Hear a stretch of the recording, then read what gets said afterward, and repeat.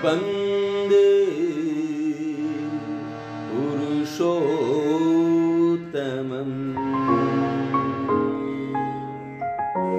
परम प्रेममय श्री श्री ठाकुर श्रीचरण कमल मोर अनंत कोटि भक्तिपूर्ण प्रणाम। परम पूज्यपाद श्री श्री आचार्य देव श्रीचरण कमल मोर अनंत कोटि भक्तिपूर्ण प्रणाम।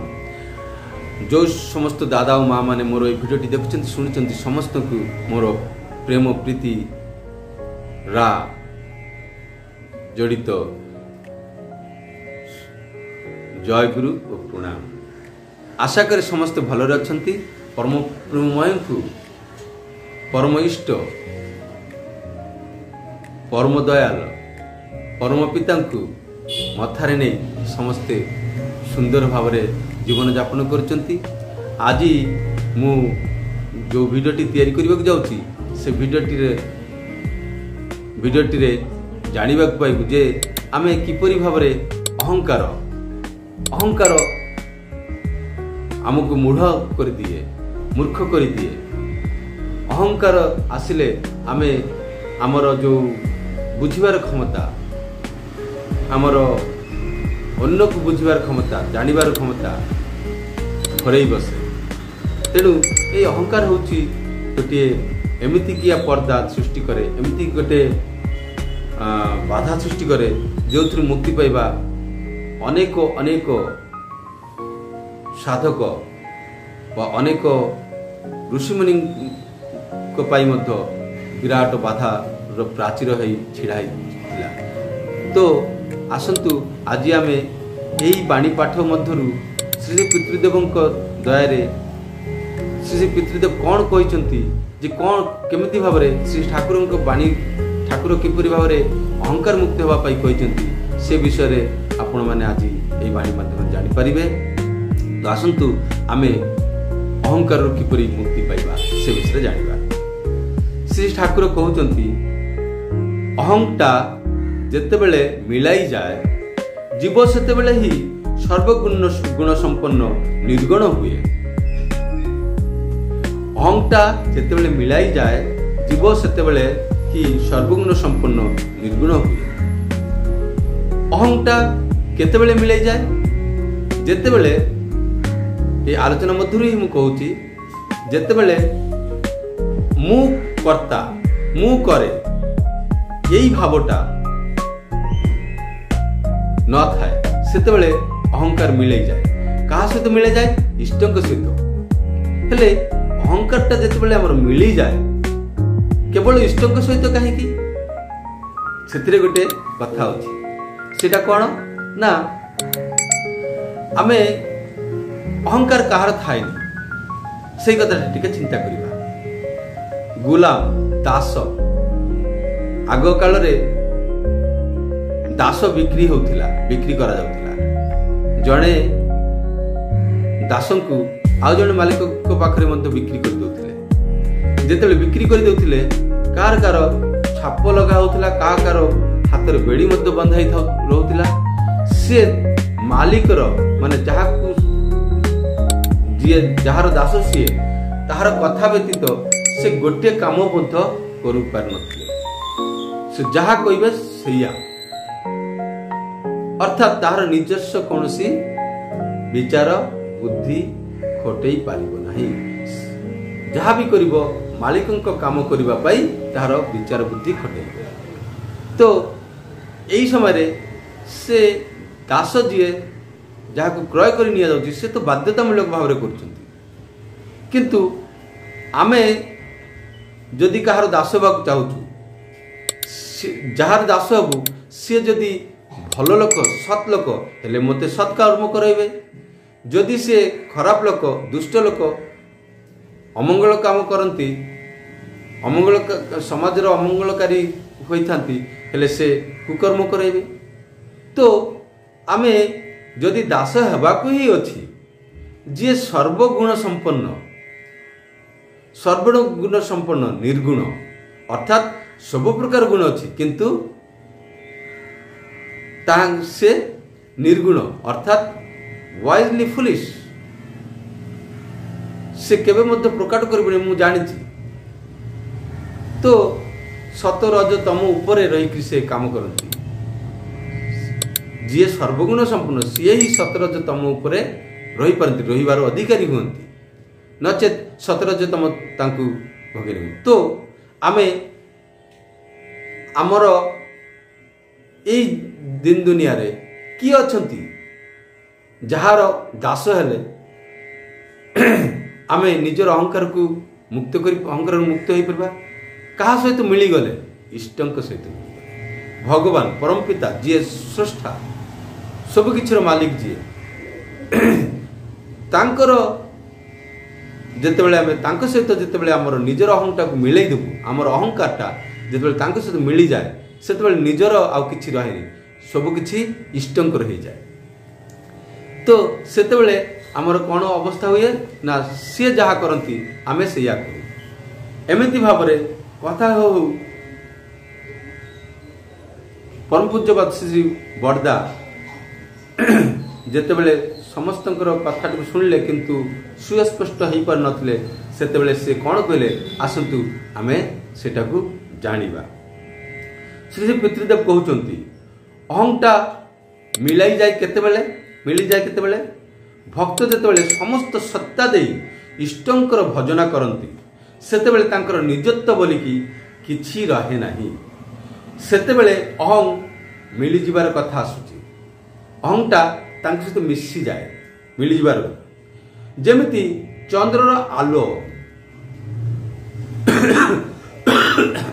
समस्त जगत रे जेतेबेले वितरित हुए सबु स्थान रे आलोक विच्छुरित हुए भक्तंकर जेतेबेले इष्टंकर इच्छा अनुसार चले सेतेबेले तांकर ईगो अर्थात अहंटा मध्य तांकर अहं आउ खेली पारंती नाही काहे से इष्टंकर इच्छा अनुसार चले इष्ट जेमिति चाहती सेमिति भक्त करि चलंती इष्टंकर इच्छा ताहा तांक मध्य देई क्रियान्वित होई उठे जीव जगत ताहा अनुभव करि पारे तेणु जेतेबेले तांको भीतर देकी इष्टंकर इच्छा मूर्त होई उठे सेतेबेले समस्ते आकृष्ट हुअंती भक्त इष्टमय हो गले सतरजतम तांको तांको हिसाब रे अर्थात इष्टंक अनुसार प्रकट होई उठंती एते सबु लीला से इष्ट से भक्तों माध्यम दे करती जेतेबेले एई सतरजतम ऊर्ध्वर से रहंती आउ ऊर्ध्वर रहिले ही सतरजतम नहीं कि लीला करिबा संभव। तेणु अनेक समय रे साधक समाधिस्थ होई होई भगवान सहित बा परम पिता सहित परम सत्ता सहित मिली जाती एटा हुए गोटे आधार अनुसार साधकर स्टेट अर्थात अवस्था अनुसार हुए मीराबाई जीवन में एमती घटना घटी स्वामी भोजराज मृत्यु पर मीराबाई को कठिन परीक्षा मध्य देखी अतिबाहित होगा पड़ा सेतेबेले अनेक शत्रु तांकु मारिबा पाई तांकर प्राण को प्राणाघात करिबा पाई जीवन रे मारी देबा पाई चेष्टा करथांती सेतेबेले गिरिधारी जींको लीलाधाम वृंदावन को से पलई जाइथिले कृष्ण प्रेम व्याकुलता और आत्मनिवेदन कथा प्रचार होता है दिन को दिन धीरे धीरे याडे मीराबाईंकर मेवार त्याग करिबा परे राज्य उपर देखी विभिन्न प्रकार प्राकृतिक राजनैतिक दुर्दैव दुर्भिक्ष युद्ध विग्रह ए सब चालू थाए मेवार राणा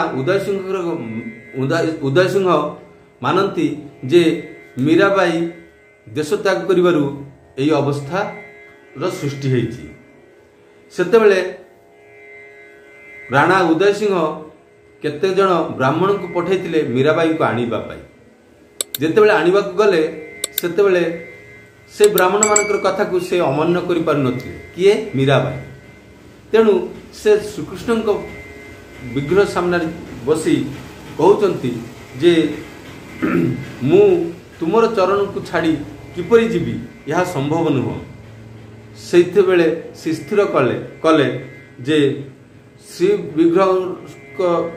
ଶ୍ରୀକୃଷ୍ଣଙ୍କର ଶ୍ରୀ ବିଗ୍ରହ ସମ୍ମୁଖରେ ସେ ନିଜକୁ ବିସର୍ଜନ କରିବେ। ପ୍ରାର୍ଥନା ଜଣାଇଲେ, ମୁଁ ତ ତମର ଚରଣକୁ ଛାଡ଼ି ରହିପାରିବିନି, ମୋତେ ତୁମେ ଗ୍ରହଣ କର। ମନ୍ଦିରର ଶ୍ରୀ ବିଗ୍ରହର ସମ୍ମୁଖରେ ହିଁ ଭଜନାନନ୍ଦରେ ଦୀର୍ଘ ସମୟ ଗଭୀର ଧ୍ୟାନରେ ମଗ୍ନ ହେଲେ ଏବଂ ସେହି ଧ୍ୟାନରତ ସମୟରେ ହିଁ ତାଙ୍କର ଜୀବନ ବା ଦେହ ଅବସାନ ଘଟିଲା। ଏମିତି ଏହି ପ୍ରକାର ଭାବରେ ଶ୍ରୀ ଠାକୁରଙ୍କର ଜଣେ ଭକ୍ତ ଥିଲେ। ସେ ପରମ ଭକ୍ତ ଥିଲେ। ସେ ଜାତିରେ ଯାଦବ ଥିଲେ, ଗୌଡ଼ ଥିଲେ। ସେ ଭୀଷଣ ତେଜବାନ ଥିଲେ। ଠାକୁରଙ୍କର ଟିକେ ହେଲେ ନିନ୍ଦା ସେ ସହିପାରୁନଥିଲେ। ଆଉ ସେ ଏମିତି ନିନ୍ଦା ଶୁଣିଲେ ସାଙ୍ଗେ ସାଙ୍ଗେ ଅଭିଶାପ କରିଦିଅନ୍ତି ଏବଂ ସେ ଅଭିଶାପ ମତ ଫଳୀଭୂତ ହୁଅନ୍ତି। ଏମିତି ଭାବରେ ଅନେକଙ୍କ ଉପରେ ସେ ଅଭିଶାପ କରିଛନ୍ତି। ଆଉ ଏଇ ଗୋଟିଏ କାରଣରୁ ଠାକୁରଙ୍କର ନିନ୍ଦା କରିବା କାରଣ ଅଭିଶପ୍ତ ହେଇଛନ୍ତି ଏବଂ ଫଳୀଭୂତ ହେଇଛନ୍ତି। ଏମିତି ଭାବରେ ଚାଲୁ ଚାଲୁ ସେ ନିଜେ ନିଜେ ଅନୁତପ୍ତ ହେଲେ ଏବଂ ସେ ଅନୁତପ୍ତ ହୋଇ ଶ୍ରୀ ଠାକୁରଙ୍କ ପାଖରେ ପ୍ରାର୍ଥନା କଲେ, ହେ ଠାକୁର, ମୁଁ ଅଭିଶାପ ଦେଇଛି, ଏଇଟା ଉଚିତ ନଥିଲା। ମୁଁ ମୋର ପ୍ରାଣକୁ ବିସର୍ଜନ ଦେବାକୁ ଚାହୁଁଛି, ତମେ ମୋତେ ଗ୍ରହଣ କର। ଏବଂ ସେ ପ୍ରାଣ ବିସର୍ଜନ ଦେଇଦେଲେ ଶ୍ରୀ ଠାକୁରଙ୍କ ପାଖରେ। ସେତେବେଳେ ତାଙ୍କର ବୟସ 27-28 ବର୍ଷ ହୋଇଥିଲା। ଅର୍ଥ ଭକ୍ତ ଯଦି କାୟମନ ବାକ୍ୟରେ ଇଷ୍ଟଙ୍କ ଚରଣରେ ନିଜକୁ ସମର୍ପଣ କରନ୍ତି, ଭକ୍ତଙ୍କର ଇଚ୍ଛା ସିଏ ପୂରଣ କରନ୍ତି ହିଁ। ତେଣୁ ଭକ୍ତଙ୍କ ଇଚ୍ଛାରେ ସୃଷ୍ଟି ସ୍ଥିତି ପ୍ରଳୟ ହୋଇପାରେ। ଠାକୁର ସତ୍ୟାନୁଷ୍ଠାନରୁ କହିଛନ୍ତି, ହଜାର ଶକ୍ତି ଲାଭ କରିଥାଇପାର, ଚନ୍ଦ୍ର ସୂର୍ଯ୍ୟ କକ୍ଷଚ୍ୟୁତ କରିପାର, ପୃଥିବୀକୁ ଭାଙ୍ଗି ଟୁକୁରା ଟୁକୁରା କରିପାର, କିନ୍ତୁ ହୃଦୟରେ ପ୍ରେମ ନଥିଲେ ତୁମର କିଛି ହେଇନାହିଁ। ଭକ୍ତଙ୍କ ମଧ୍ୟରେ ପ୍ରେମ ଥାଏ, ସେଥିପାଇଁ ତାଙ୍କ ଚରଣରେ ରହିବାକୁ ଚାହାନ୍ତି, ନିଜକୁ ସମର୍ପଣ କରିଦିଅନ୍ତି ତାଙ୍କ ଚରଣରେ। ସତ ରଜ ତମ ତାଙ୍କ ଭିତରେ ପ୍ରକଟ ହୁଅନ୍ତି, ପ୍ରକାଶ ପାଆନ୍ତି। ଏହି କଥା ଗୁଡ଼ିକ ଇଷ୍ଟ ପ୍ରସଙ୍ଗ 2-4-78 ମସିହାର।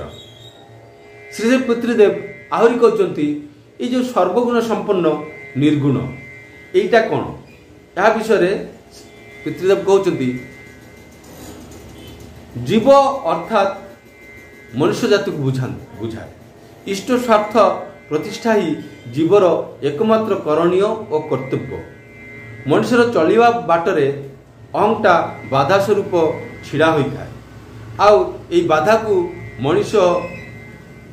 ମଣିଷଙ୍କ ପାଇଁ ଇଷ୍ଟ ପ୍ରତିଷ୍ଠାର କରିବାରେ ବ୍ୟାଘାତ ସୃଷ୍ଟି କରେ। ମୋର ଯାହା କିଛି ଅଛି ସବୁ କିଛି ନେଇ ଇଷ୍ଟ ସ୍ୱାର୍ଥ ଓ ତାଙ୍କର ପ୍ରତିଷ୍ଠାର କାର୍ଯ୍ୟରେ ନିୟୋଜିତ କରୁଛି। ଯେତେବେଳେ ନିୟୋଜିତ କରୁଛୁ ସେତେବେଳେ ନିଜତ୍ୱ ବୋଲିକି ଆଉ କୌଣସି ଅହଂକାର ଥାଏନି, ନିଜର କୌଣସି ଅହଂକାର ଥାଏନି। ତାଙ୍କର ଅହଂକାରରେ ଅହଂକାର, ଯେତିକି ଅହଂକାର ଅଛି ସେତିକି ତାଙ୍କର ହିଁ। ଯେମିତି ଠାକୁର ଅଛନ୍ତି, କୌଣସି ଭୟ ନାହିଁ।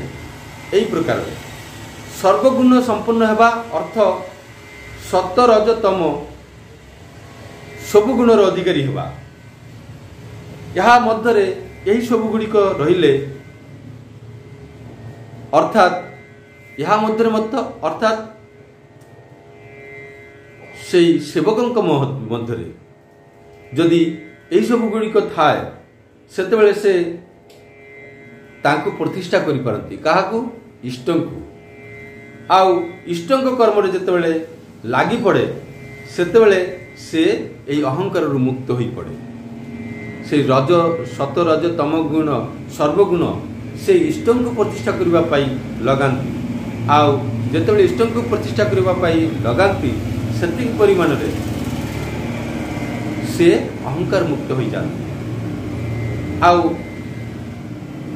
ଏଇଭଳି ଭାବରେ ଛଡ଼ା ଏହା ବ୍ୟତୀତ ଅନ୍ୟ ଭାବରେ ରଜଭାବ ମୋର ରଜଭାବ ପଳେଇ ଯାଉ, ମୋର ତମ ଭାବ ପଳେଇ ଯାଉ, ତାପରେ ମୁଁ ଇଷ୍ଟ ପ୍ରତିଷ୍ଠା କରିବି, ତାଙ୍କୁ ପ୍ରତିଷ୍ଠା କରିବି, ଏମିତି ମନୋଭାବ ଥିଲେ ସାରା ଜୀବନ ସାରା ବିତିଯିବ, କିନ୍ତୁ ଏହି ଭାବ ଗୁଡ଼ିକରୁ ମୁକ୍ତି ପାଇବା ସମ୍ଭବ ନୁହଁ।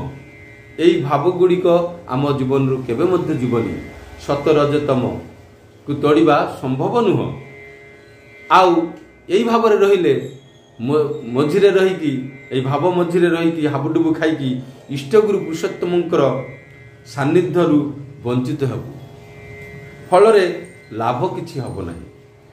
ବରଂ ତାଙ୍କ ପ୍ରତିଷ୍ଠା କରିବାକୁ ଯାଇ, ତାଙ୍କୁ ଖୁସି କରିବାକୁ ଯାଇ ବିଭିନ୍ନ ପ୍ରକାର ପରିବେଶ ପରିସ୍ଥିତିର ଚାପରେ ପଡ଼ି ଯେତିକି ପରିମାଣରେ ଅସତ୍ ବା ମନ୍ଦ ନିରୋଧ କରିବୁ ସେତିକି ହିଁ ଭଲ।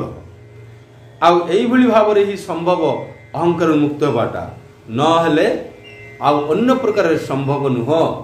ଶ୍ରୀ ଶ୍ରୀ ପିତୃଦେବ କହୁଛନ୍ତି ଆଉ ଅନ୍ୟ କୌଣସି ପ୍ରକାରରେ ଅହଙ୍କାର ମୁକ୍ତ ହେବା ସମ୍ଭବ ନୁହଁ। ତ ଏଇ ହେଲା ପରମ ପ୍ରେମୀଙ୍କ ବାଣୀର ଅର୍ଥ। ଏବଂ ଆମ୍ଭମାନଙ୍କ ଜୀବନରେ ଯଦି ଆମେ ତାଙ୍କୁ ସମର୍ପଣ କରି, ନିଜକୁ ସମ୍ପୂର୍ଣ୍ଣ ସମର୍ପିତ କରି ଆମେ ନିଜର ଜୀବନକୁ ପରିଚାଳିତ କରିବୁ, ଆମ ଜୀବନ ରଥର ସାରଥୀ କରି ତାଙ୍କୁ ଯେତିକି ଆମେ ନିଜର ଅସତ ମନ୍ଦ ଅଭ୍ୟାସକୁ ନିରୋଧ କରି ଆଗକୁ ଯିବା ପାଇଁ ଚେଷ୍ଟିତ ହେବୁ, ସେତିକି ପରିମାଣରେ ଆମେ ଧୀରେ ଧୀରେ କ୍ରମଶଃ ଅଗ୍ରସର ହୋଇ ସେଇ ପରମ ପ୍ରେମମୟଙ୍କ ଶ୍ରୀଚରଣରେ ପହଞ୍ଚି ପାରିବୁ। ଏବଂ ଯେତେବେଳେ ତାଙ୍କର ଦାସ ସେବକ ହେଇ ଏକନିଷ୍ଠ ସେବକ ହେଇପାରିବୁ, ସେତେବେଳେ ହିଁ ଆମେ ଅହଙ୍କାରରୁ ମୁକ୍ତ ହେଇପାରିବୁ ଏବଂ ସବୁ ପ୍ରକାର ବାଧା ବିପତ୍ତିକୁ ଏଡ଼େଇକି ଅତିକ୍ରମ କରି ଆମେ ସୁଦକ୍ଷ ନିପୁଣ ଅର୍ଜନ ପଟୁ ଏବଂ ସେହି ପରମ ପ୍ରେମମୟଙ୍କ ସତ୍ତା ସଚ୍ଚିଦାନନ୍ଦମୟ ଅସତ୍ ନିରୋଧୀ ସତ ହିଁ ଏହାର ଅଧିକାରୀ ହେଇ ଉଠିବୁ। ଏତିକି କହିକି ଆଜି ମୋର ପାଠ ଆଲୋଚନା ଏଠି ଶେଷ କରୁଛି। ସମସ୍ତେ ଯେପରି ତାଙ୍କ ଶ୍ରୀଚରଣରେ ନିଜକୁ ସମର୍ପିତ କରି ନିଜର ଜୀବନକୁ ଧନ୍ୟ ଓ କୃତାର୍ଥ କରିବେ, ଏହା ହିଁ ପ୍ରାର୍ଥନା ଜଣାଇ ମୋର ବକ୍ତବ୍ୟ ଶେଷ କରିବି। ସମସ୍ତେ ଭଲ ରହିବେ। ଜୟ ଗୁରୁ। ବନ୍ଦେ ପୁରୁଷୋତ୍ତମ।